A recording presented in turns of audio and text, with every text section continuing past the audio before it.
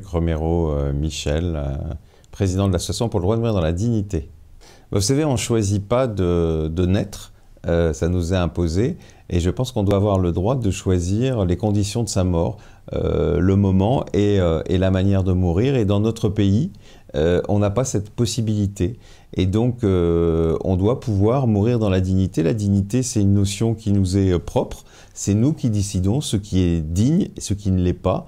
Et on peut considérer parfois que dans certaines fins de vie, quand vous avez beaucoup de douleurs physiques, beaucoup de souffrances psychiques, que cette vie ne vaut plus la peine et que votre fin n'est pas digne. Et donc, à partir de ce moment-là, vous pouvez demander à éteindre la lumière.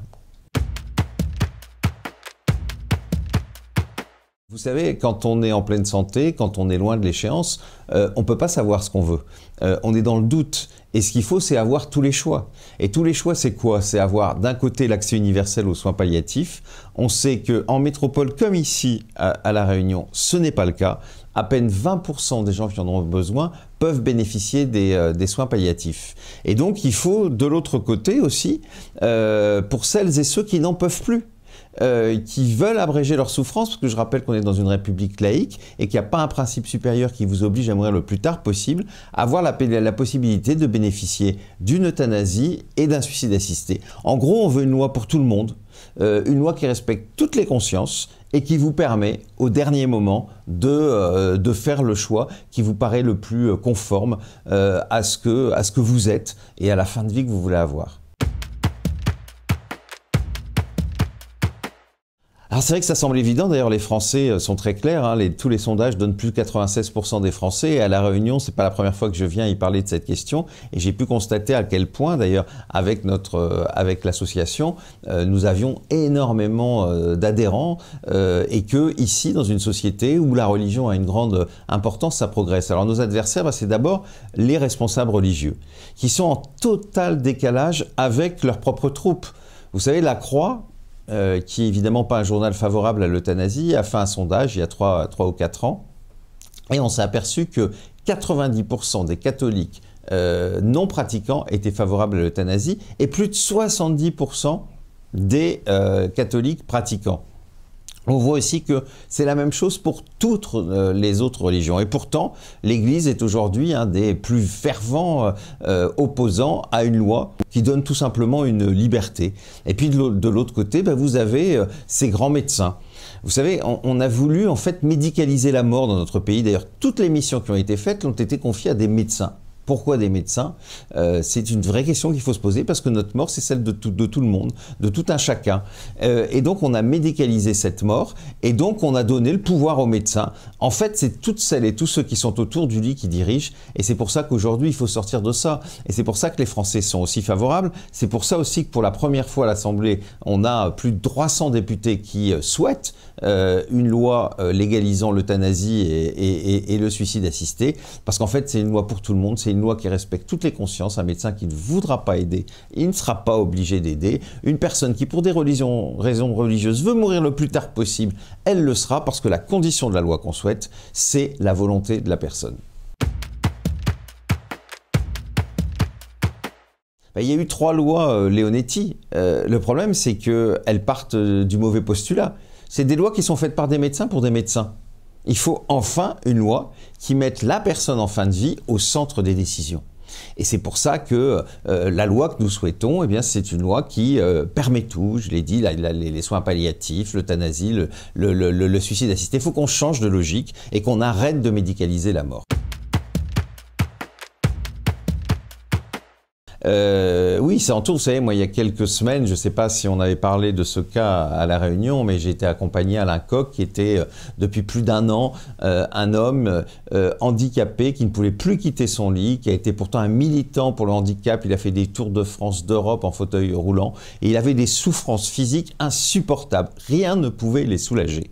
Et personne, la loi Leonetti ne pouvait rien faire pour lui parce qu'il n'était pas en fin de vie. Et il a fallu qu'il fuit son pays pour mourir dans la dignité, alors que personne ne pouvait soulager ses douleurs. Vous vous rendez compte quand même, c'est quand même quelque chose qui est tout à fait inacceptable. Et c'est pour ça qu'aujourd'hui les Français, ils veulent cette loi de liberté, ils veulent pouvoir choisir leur fin de vie. J'avais fait, en fait, c'était un livre que j'ai fait il y a 3 ans. Comme la ministre de la Santé de l'époque, Agnès Buzyn, racontait sur tous les plateaux qu'il était hors de question, encore une grande médecin qui ne voulait pas entendre les gens, qu'elle ne changerait jamais la loi. Je m'étais dit, comme on parlait d'un statut au départ de la première dame, dans lequel on y mettrait les questions de santé, la question des personnes vulnérables. Je m'étais dit, c'est la bonne personne à qui s'adresser. Visiblement, je m'étais trompé. Et puis d'ailleurs, avec ce qui est en train de se faire ces derniers jours, aujourd'hui, on en place dans une actualité qui est pour nous douloureuse, puisque le porte-parole du gouvernement vient d'annoncer qu'on allait avoir une convention citoyenne sur la fin de vie, ce qui rend foudrage ces 300 députés qui ont écrit au président de la République et notamment de sa propre majorité pour lui demander qu'on discute maintenant, avant la fin de l'année, d'un texte. Qu'est-ce qu'on nous répond? Une convention citoyenne, alors qu'on doit en être en 10 ans au 14e ou 15e rapport avec des conventions citoyennes qui ont déjà eu sur la question un moyen d'enterrer les choses, ou plutôt un moyen très politicien de renvoyer ça à la présidentielle, ou comme par hasard on verra Monsieur Macron qui ne l'a pas fait, comme Monsieur Hollande qui ne l'a pas fait, qui va nous sortir cette proposition. Je pense qu'à un moment il faut penser aux gens qui nous écoutent, aux gens qui vivent ici à Saint-Denis de la Réunion ou ailleurs, qui meurent dans des souffrances atroces qu'on ne veut pas entendre, à qui on ne propose que la sédation profonde et continue, c'est-à-dire qu'en fait on les laisse mourir de faim et de soif jusqu'au moment où leurs reins sont atteints. Je crois que voilà, dans le pays des droits de l'homme, donnons cette ultime liberté. Dans cette conférence, c'est d'abord évidemment de remobiliser les gens, parce que si d'abord il faut mobiliser les parlementaires, et je vais en voir un certain nombre à partir de demain, leur dire qu'il faut qu'ils aillent au bout de cette logique, puisqu'il y a des parlementaires ici qui ont voté une proposition de loi récemment qui légalise l'euthanasie. Malheureusement, elle n'a pas pu aller au bout. Et c'est pour ça qu'on demande au président de la République, qu'on demande au Premier ministre de mettre à l'ordre du jour une proposition de loi qui va enfin permettre cette ultime liberté. Donc ça, c'est la première des choses. Et puis la deuxième, c'est de leur dire, si par malheur, la manœuvre que le gouvernement est en train de nous tendre avec cette nouvelle mission citoyenne, et on l'a vu même sur le climat ou sur d'autres choses, avait lieu, eh bien la présidentielle, ça doit être cette fois-ci la dernière où on débat de ce sujet.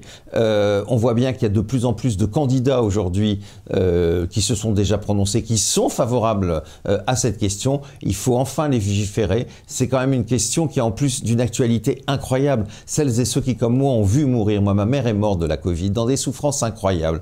Quand on voit aujourd'hui les moyens qui ne sont jamais à la hauteur, qu'on a dénoncés nous pendant des années, eh bien c'est le moment de se pencher enfin sur la fin de vie, de donner les moyens financiers, parce que tous ces politiques qui nous en parlent, ils n'ont pas donné l'argent, notamment pour les soins palliatifs, et de donner enfin cette ultime liberté à celles et ceux qui le veulent, parce que je le rappelle, c'est une loi qui donne une liberté, c'est pas une obligation.